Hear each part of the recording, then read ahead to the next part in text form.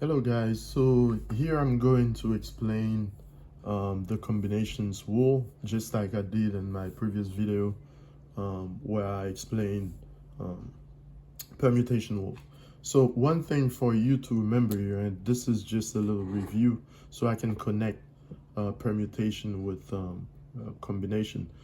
In the case of permutation, if you remember what I said is that for permutation, order actually counts, right? Position counts. And for a combination, order does not matter.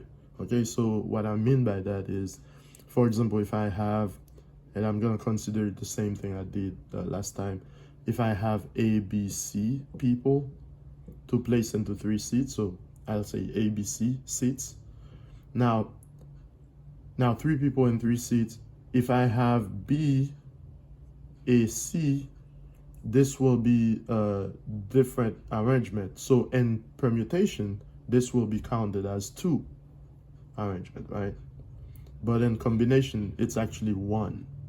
So for permutation, it would be 1, 2, and so on. Okay, you can switch the letters places here. Then you'll have a different permutation. So you'll count them. If they're different, so you count them as one more. So different arrangements, different permutations, okay? But for combination, these would be counted as 1. So as long as you still have A, B, and C, it will be counted, all of them will be counted as 1. So this is very important to understand. For permutation, what I said is, let's say you had 3 seats, and I'm just repeating what I had from last time, just to go from permutation to combination. Now, let's say you had 3 seats, and in this case, I'm gonna say I had 5. So 5 people to place into 3 seats, right? So 1, 2, 3 seats, all right?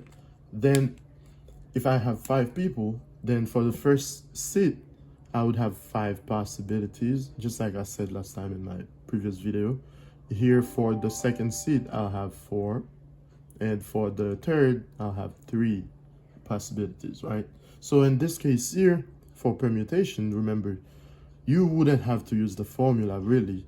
So it would just go 5 times 4 times 3.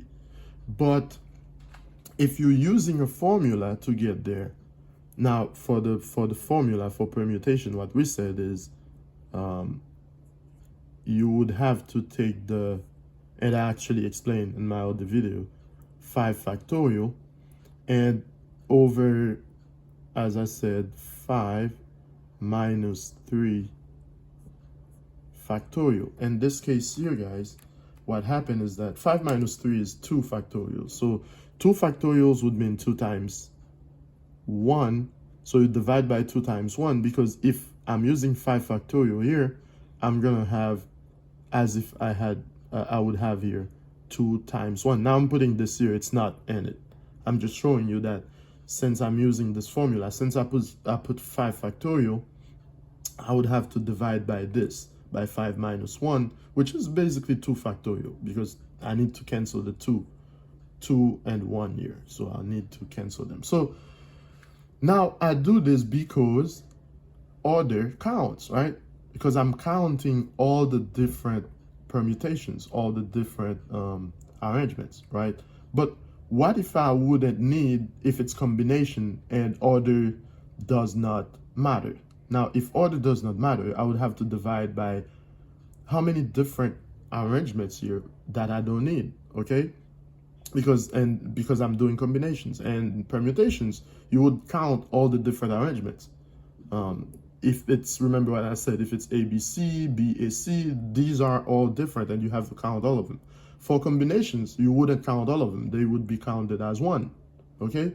Therefore, you would have to divide by, to make sure you remove those different arrangements, you would have to divide by 3 factorial, because you're trying to divide by how many different arrangements. Okay, so in this case, it would be 5. 5. This is the total number of people to be placed in, I said 3 seats, right?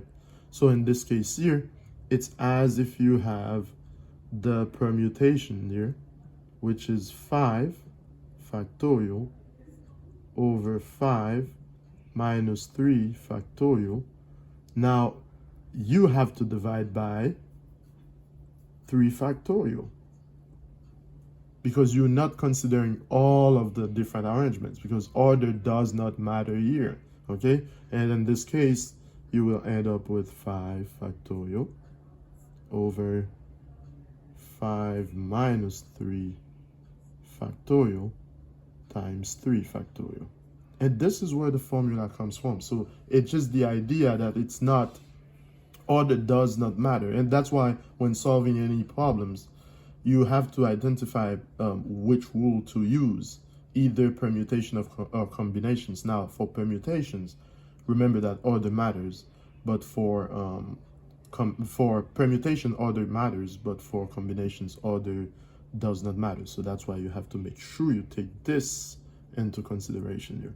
Now, this is why the formula for combination, again, you wouldn't even have to memorize it because you make sense of what I'm doing here. But now, that's why you have the formula.